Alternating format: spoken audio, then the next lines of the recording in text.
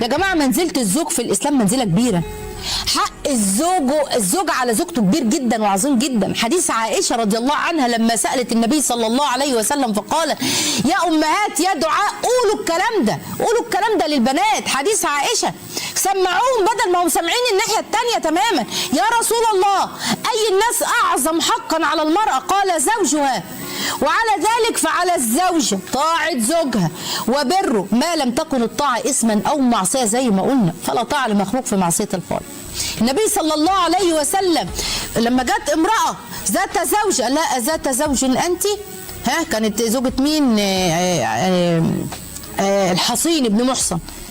كانت جت عامة له للنبي عليه الصلاة والسلام في حاجة له، ففرغت من حاجتها، فالنبي صلى الله عليه وسلم قال لها: أذات زوج أنت؟ لك زوج؟ قالت: نعم.